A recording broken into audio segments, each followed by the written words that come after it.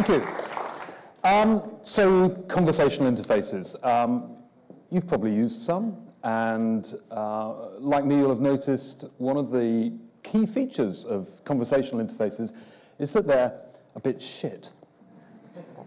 And that's a real problem. Like, if this is the future, really? Is that where we're heading? Why have I spent the last couple of years kind of trying to figure out what they mean, how they work? Why bother when they're just not very good? And I guess the reason for that is, in my experience, every 10 years or so, there's a kind of a shift in the way that we interact with computers.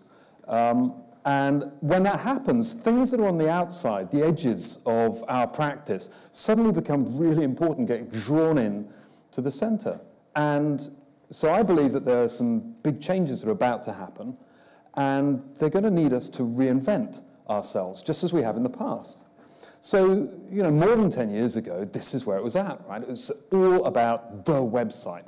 And interaction designers at my firm spent a lot of time trying to think about, well, how do you take the complex, confusing, pretty much nonsensical world of UK train ticket prices and turn that into something that people can understand and can buy from. And the innovation that we brought to that was, well, let's design around the user. Let's start with them. And the way that we did that was to create huge decks of wireframes. I think our first deliverable on this website was something like 90 wireframes, all drawn out in detail in Omnigraphal. And that worked. It delivered a return on investment for the client. It delivered a better user experience. But you know what? The world moved on. And these things started to come into people's lives. And they were a bit shit. And we were bad at designing for them. And, but people wanted this. It makes perfect sense. Of course, you don't want to find out about train times in a device that's sort of tethered to your desk or sits in your living room. You need it in your pocket. And these days, that's just common sense, isn't it? And we've gotten to the place where, actually, for a lot of people in the world, this is their primary computing device. And we've got better at designing for it. So things that were on the edge of our practice, things like responsive design, which we were kind of doing, the websites had a bit of wobble in them before, suddenly became really important. And the idea that you could design out a whole bunch of wireframes for stuff, well, we had to kind of throw that away and rethink how we went about this through sketching and prototyping. And things that we were kind of doing before suddenly became really important in the center of our practice. And we've got good at this. This works, so why move on?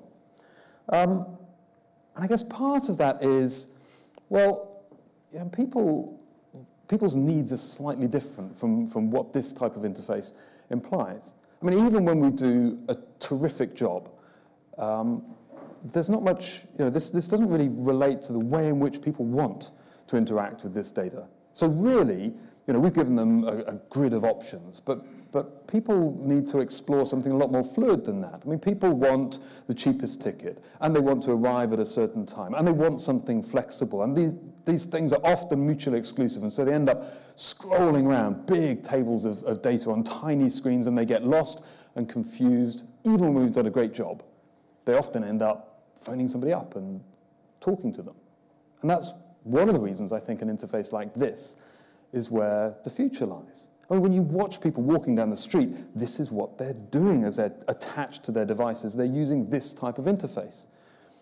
And you can have a conversation with a bot that will, help you to explore and find the right answer, and it feels much more human. That seems an interesting evolution of where we are now. But I think the reason that conversational interfaces are becoming important goes deeper than that. And that is the world is changing.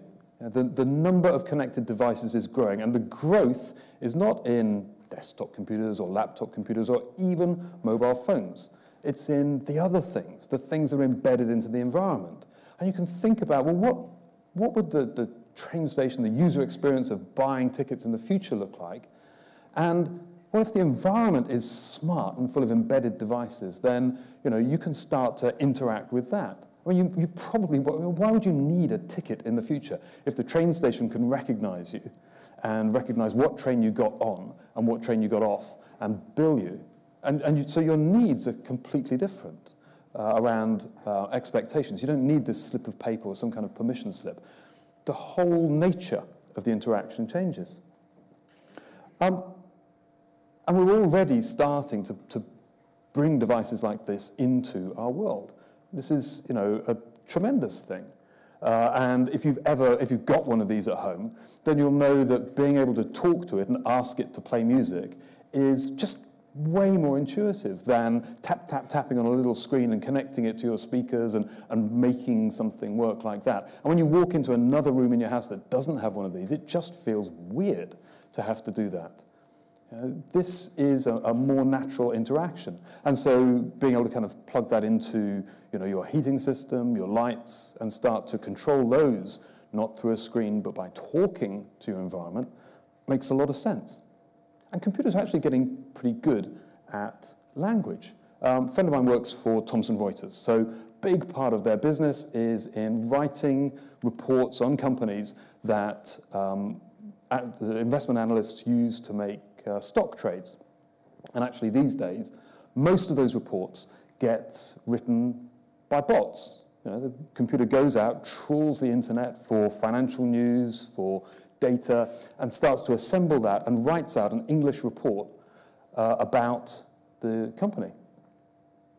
They looked at their subscriber list last year, he was telling me, and realized that a huge number of the subscribers to these reports were also bots, which were reading the reports and then making automated share transactions based on the reports that the other bots had written. And the humans were kind of getting cut out in the middle. So, they're getting good at this stuff.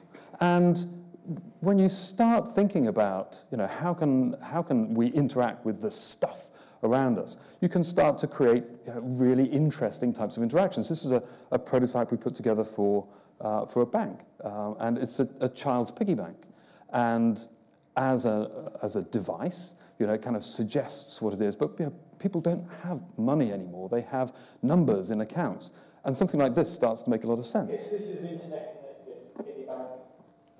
It would sit in a child's room and connect to an online bank account, and then parents would have an app like this, and they can see how much money is in their child's savings account and they give pocket money.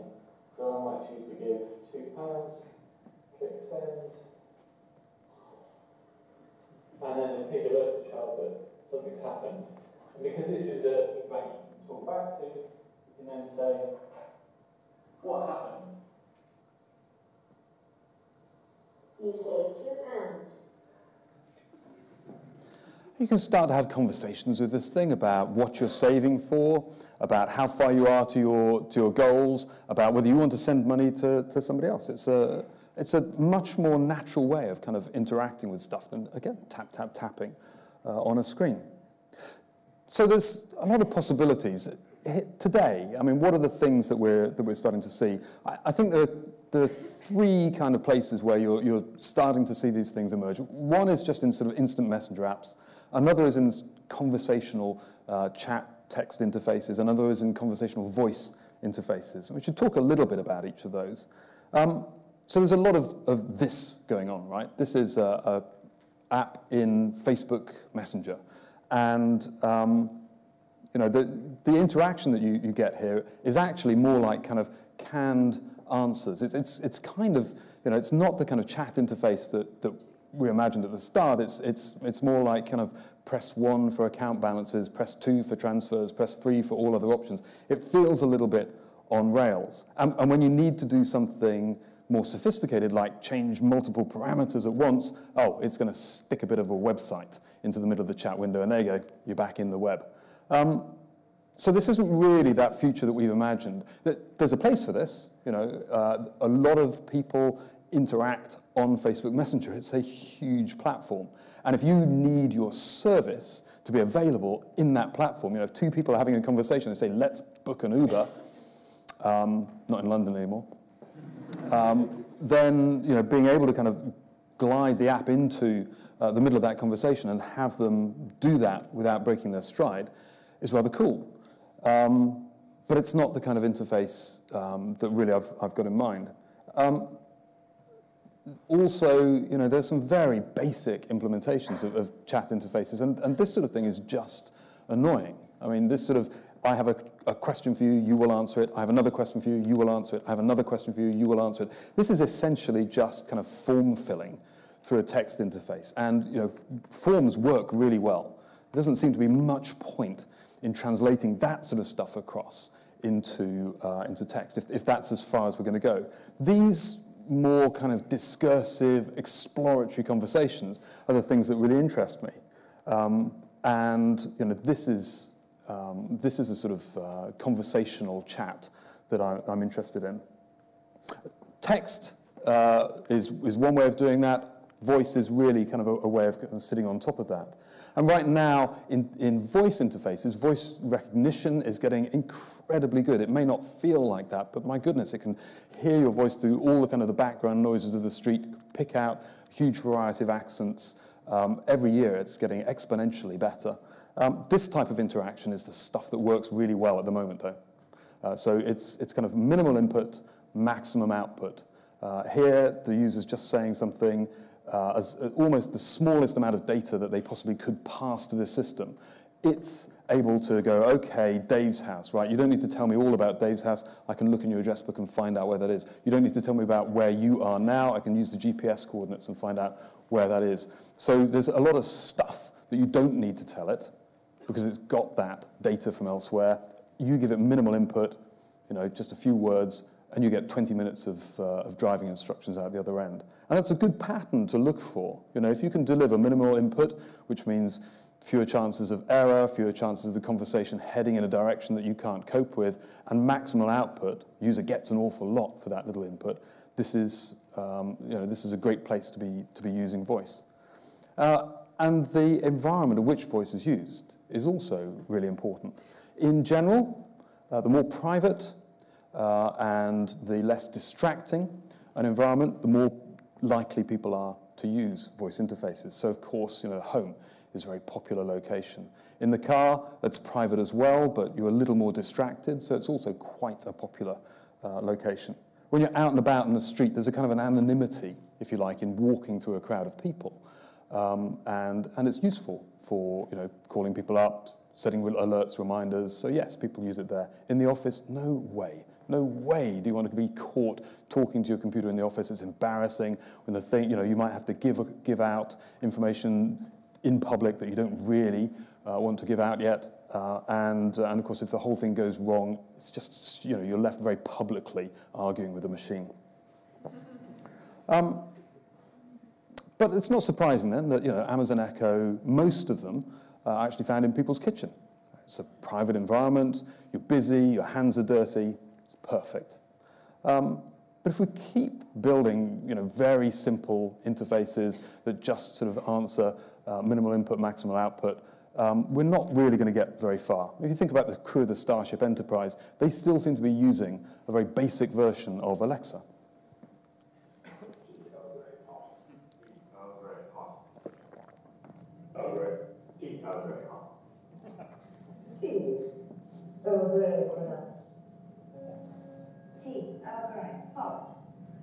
Tea very hot.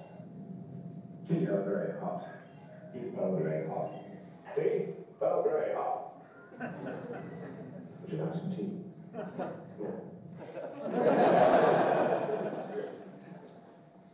So I want to get away from that and design something that's got a bit more depth to it. If you think about what's going on in this type of interaction, you know, it's not minimal input, maximal output, and it's not simple form filling. The thing that this looks most like to me is kind of complex, faceted search. And if you think about, you know, what designing complex faceted search is like at the moment, well, you probably know. It's just really hard. It's really hard to understand, well, what are the facets that should, you know, this is where you've got a search box across the top, you've got some facets down one side to kind of filter the search results.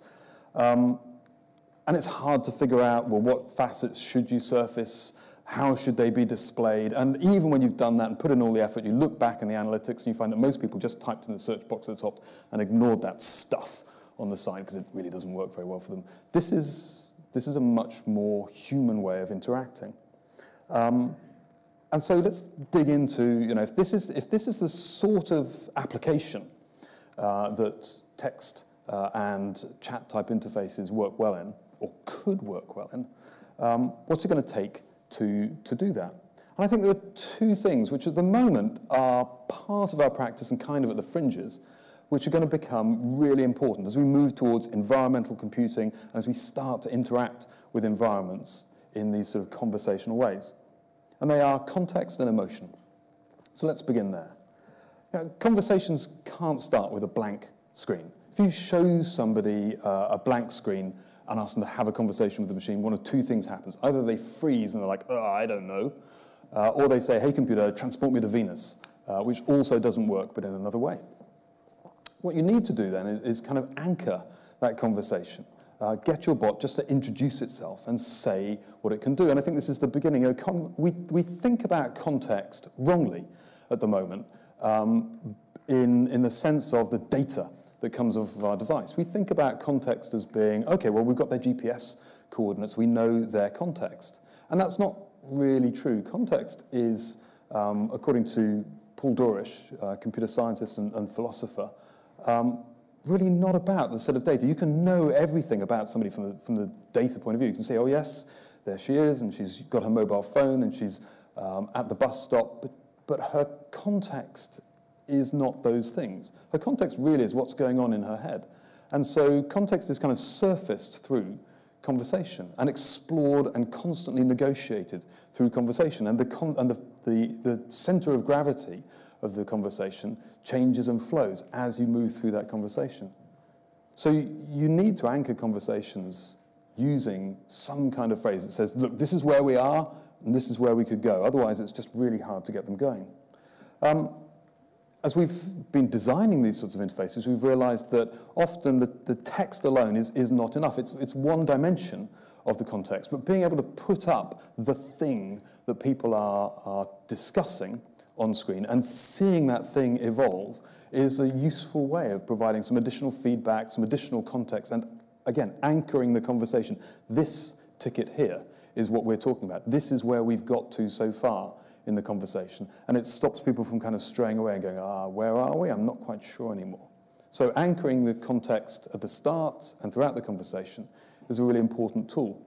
And of course, a device like this, through its design, tells a story to the user, speaks to the user about what the context of the conversation is. So starting by explaining what your service is, anchoring the conversation is an important tool and something we need to think about, well, how do we do that within the new types of media? How do you do that when all you've got is an environment and you've got a sort of a headless interface? There is no obvious point for the user to focus on. One of the complaints about bad conversational interfaces is that they're verbose. But the user's data, what you know about the user, also provides some context for the conversation. And what that does is it allows you to condense what are potentially very long conversations down into something that's much more succinct. So if you know something about the user, their purchase history, you can start to jump straight to, oh, okay, I know what to do next. And what that says is that you're thinking really about service design, and you're thinking about, well, how do we link all of the services that this user has interacted with, all of the data that we have about them, all of the things that they could do together, so that we can get them to navigate through these things really easily. Another problem when you start to listen to conversations is people don't know what they want. People change their minds. They get confused, and even when you think they've told you what they want, it's not what they want at all. So you hear conversations like this. Can I get a coffee, please? What type of milk would you like? Do you want anything else in it? And the user changes their mind. And how does your bot respond? It doesn't notice that the conversation has moved on. And this is a thing that happens all the time. Hey Siri, remind me to record the TV show next Wednesday. Okay, I'll remind you. Oh, no, wait, I mean Wednesday. Searching the web for Wednesday. Really? You idiot. You need then to have a model of what the conversation is. You need to begin not with this sort of exchange of data. You need to begin by understanding, okay, well, what is the model of the conversation that we're working on? And that means you need quite different tools from the ones I think we expect, and quite different ways of mapping that out Again, our practice needs to follow what's really going on, not what we think is going on.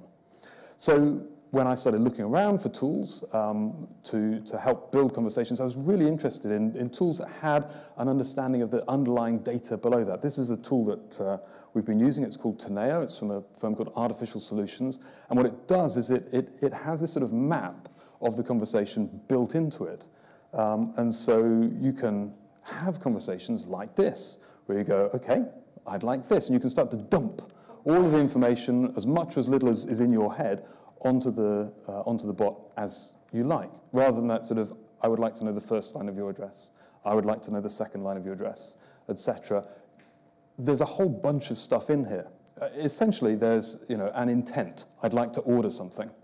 And then you've got an entity. What is the thing that's being ordered? Is it a cake? No, it's a coffee. And then that coffee has a bunch of parameters that are associated with it. And the parameters, are the tricky bit of the conversation. The more of those you've got, then the more complex the interaction. But if you've got a sense of how all these things fit together, then you can build a conversational engine that lets people change their mind and knows, okay, can I see that first option again? Could I see the other train we were talking about? And those sorts of markers, other, first, are quite kind of vague. But if you've got a map of that conversation in the engine that sits underneath, then you can go, okay, this is where we need to go back to. We can see the first one again, the second one, the cheaper one, the later one, and move around like that. So all of that saying that the way in which we map conversations is not the way in which I think we expect to. I see a lot of tools coming out that are like this. They're kind of flowcharty type tools that link decision trees together. And they just don't work. They feel uncomfortable. They feel robotic. A better way of mapping the conversation is to think about what is the data that underlies it and to map that out. This is something that Berg did a few years ago when they were building a really simple experimental chatbot just to look at film times. So they said, okay, if you're talking to a thing about what films are on where and when, there are these 3 pieces of data. And if you're having a conversation about it, it means you probably don't know one of those. And so there are kind of knowledge statements, I know this, that you have, and there are knowledge statements that the computer has. Okay, I can fill in the details then. And there are different ways in which you could start to express each of those pieces of data, and this kind of map has proven much more useful for us in designing out conversations than starting with a flowchart. Start with a flowchart, you just end up with a complete mess. The other thing I've found really useful is to play act conversations. I like using WhatsApp. Reason for that is everyone's got it on their phone, but there's a web interface as well, so you can scrape the conversation off of that. You can see, okay, how do people get themselves through this? If you're doing that, if you're play acting conversations, make sure that both of the people, the customer and the bot, pretend to be human beings, okay? The worst thing that happens in these things, you get somebody to play act being the bot, and they start acting like an idiot robot, like, I do not understand, does not compute. It's just this sort of thing in people's head, like, I've got to be the most horrible robot I can be. That's not what you want. You want to find the best customer service operative you can and get that person to play act it out. And as I said, WhatsApp is a great tool for that.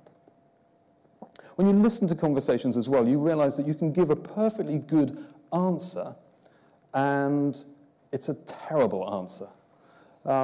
So, you look at this answer, it's like, I'm in a hurry, is the most important thing there. Again, it's context. It provides some context about what I need back, the format of what I need back. And actually, we can condense all of that instruction down into just a couple of words. But you need to know what is it that the user needs. And when you listen to human conversations, you realize that people, both parties in the conversation, are working all the time to figure out what's going on in the other person's head. And they're actually both trying to minimize the amount of effort that's required to get through the conversation. So you need your bot to have a theory of mind, to have a theory of, okay, what is the state of this other person? And what do I need to push back at them? In general, briefer is better, but sometimes not. People are constantly assessing, okay, what is the time pressure that we, the participants in this conversation, are under? Not one person or the other, but we. What is the chance of error? What's the risk of error? So you're in a hurry, but you know what? I've got to tell you this next bit in some detail because it's really important. I don't want you to get it wrong. So even though you're in a hurry, I'm going to expand this bit. And then shared knowledge. What do we both know about the situation? So how can I kind of reduce things down, reduce effort by relying on the fact that I know that you know where the roundabout is? So those are the sorts of things that you kind of need to build into your bot. You need to give it a theory of mind, a theory of, you know, what's happening in this conversation, how are we building up knowledge, and these are the sorts of things you can take into account and then tune your answers to be more contextually appropriate. We've spoken about context, and I guess we're sort of seeking towards kind of emotion, and a good place to start that is with personality. So one of the things you find, again, when you start building these things, is people are like, yeah, we're going to give our bot a personality. And I think they often get it badly wrong. People shoot for the most engaging, charming, wonderful, sassy personality they can get, and that just leads them astray. The best example I've come across of using personality to actually help set context for a conversation is this. So this is a text adventure game. Which you can download, you can hack it. I think it's open source, and it's a game called Lost Pig. And in Lost Pig, you are telling an orc called Grunk what to do to help him find his pig. And because Grunk is an orc, you know that you've got to keep it simple, right? Because if you make it too complicated, Grunk do not understand. And you know that when Grunk gets confused, well, he's bound to, right? Because he's just an orc, and so you forgive him. What I like about that is it's got bags of personality, it's got humor, but it serves a practical engineering purpose. It doesn't overstretch what the user expects of the device. You think about the ways in which other things like Alexa or Siri or Google Assistant break down, and they try to be sassy. You know, they try to kind of come back with smart aleck responses, and then they make the dumbest mistakes. So their personality is just all over the shop. I think it's really important to be a little more humble, and you can do an awful lot. You can have an awful lot of personality with very few resources. This is a robot called Kiri from Mayfield Robotics, and it's got a voice interface, but it really doesn't try to do too much.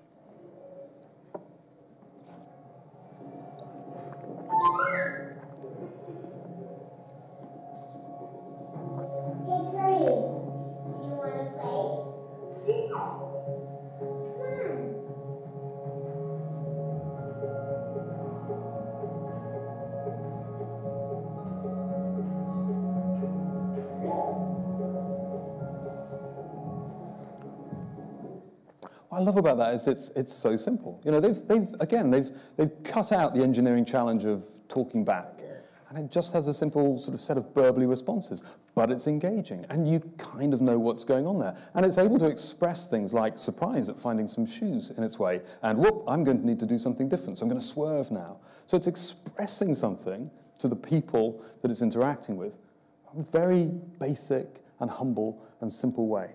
I love that. I love, you know, humble, elegant, simple approaches. I think that's where we need to begin. You need, as you're moving into these sort of more kind of intimate environmental responses and interfaces, to design with social and emotional intelligence then. What kinds of emotion do people feel when they use a computer? Well, we can take a look on the office webcam and see.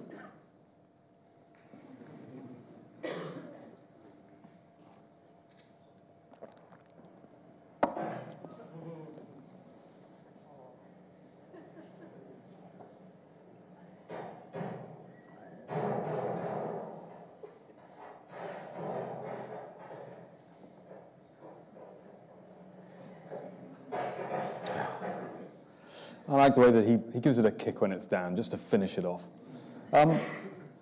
He's not a bad person, but he's having a bad day. And his computer just doesn't care. Again, it's just giving him the same labored, uninterested response when, you know, he's up against a deadline, or maybe his job's on the line. And it's not displaying any kind of emotional intelligence around the situation. And we keep designing interfaces that just miss the mark when it comes to emotional intelligence. So, yeah, Clippy was pretty accurate. I mean, to Clippy's algorithm, it looked like I was writing a letter, and yes, generally, I was writing a letter. I didn't hate Clippy because he was wrong. I hated Clippy because he was Clippy. Clippy's brash. You know, his interruptions can't be ignored.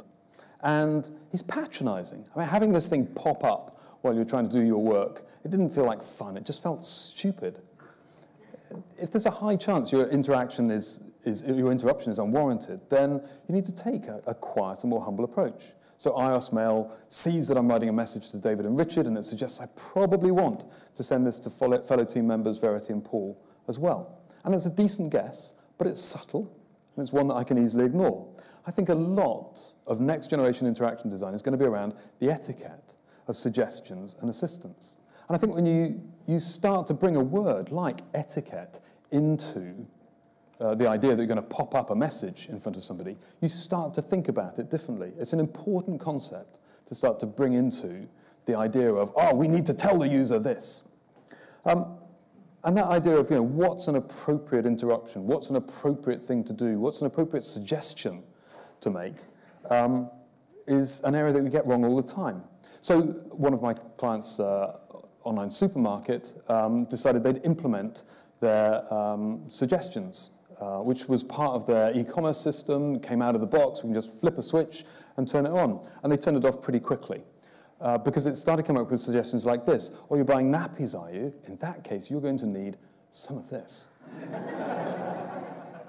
Or rather more disturbingly, if you're getting one of these, you'll need some of these.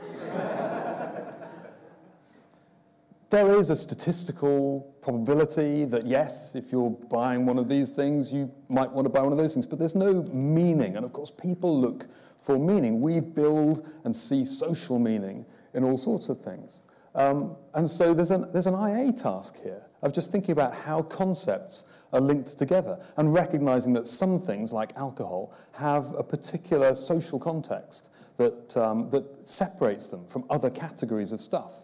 And that there's a meaning when you put strawberries and cream together, which doesn't exist when you put strawberries and washing powder together, even though, yes, a lot of people who buy strawberries also buy those things. So there's a need for us to kind of revisit old school IA and really think about how we start to apply it into this sort of world to avoid these kind of fails of algorithmic cruelty. When Facebook asks you to look back fondly at what you were doing a year ago, and it turns out that it's flashing up pictures of your dog who died or the divorce that you were going through, that kind of algorithmic cruelty really isn't the algorithm's fault. An engineer decided on the rules. A designer didn't think about the emotional consequences and context. A product manager released the whole thing. That problem in all its forms is about to become the new usability fail. These inappropriate, poor etiquette suggestions from our devices. We can solve these sorts of things in remarkably simple ways. The first way to do that is simply to listen to users. So this is one of my heroes, Clifford Nass, and he was a Stanford University psychologist. And he took on the challenge of, okay, well, how could you make Clippy more likable? And he did something very simple. He just made sure that Clippy listened. After he'd given a suggestion, he said, was that useful?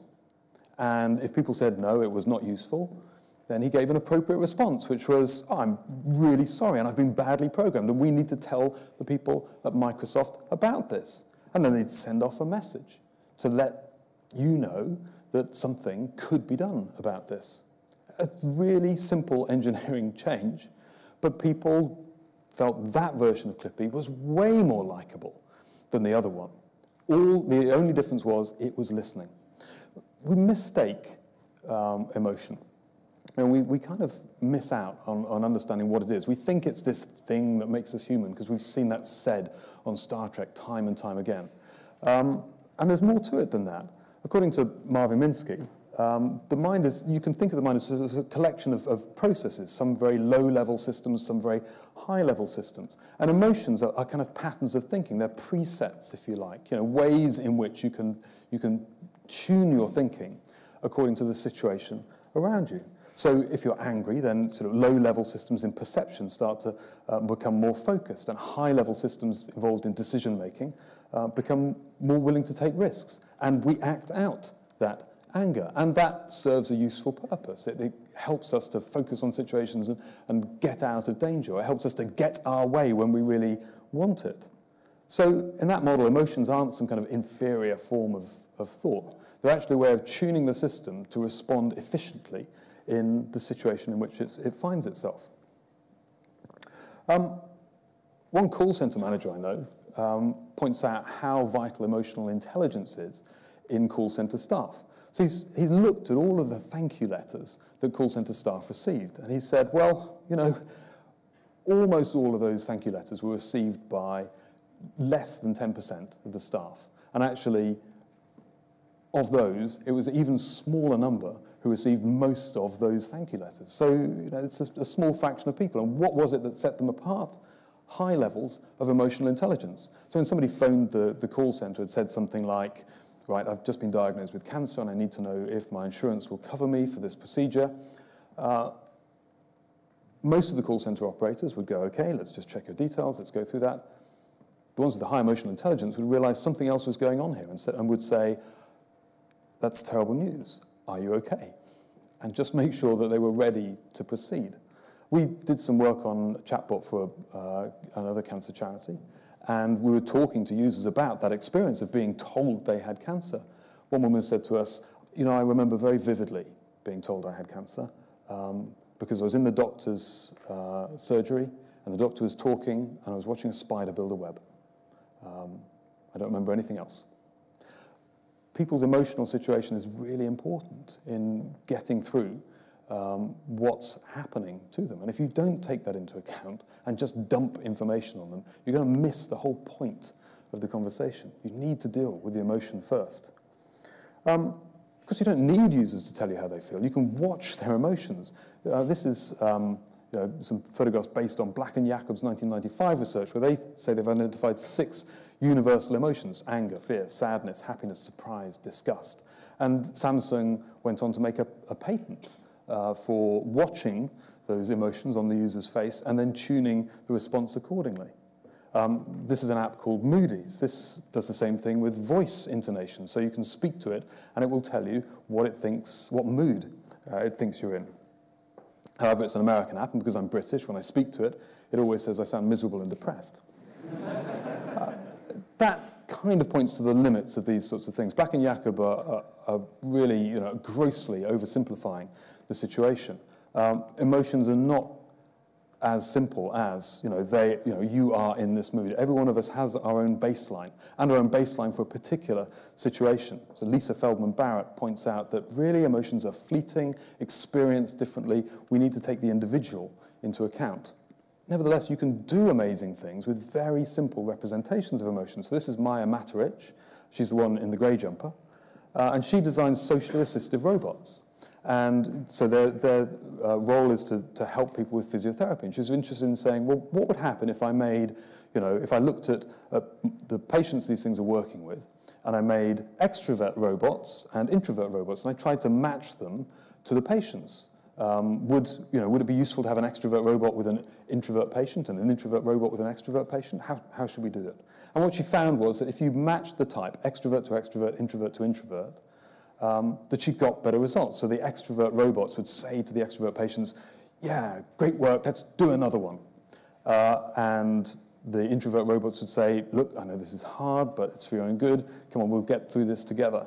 And people responded better to the robots that kind of matched their emotional state. So working with emotions actually has a positive benefit for the outcomes that the user experiences. And we need to have emotional feedback in our devices. This is why these things exist, right?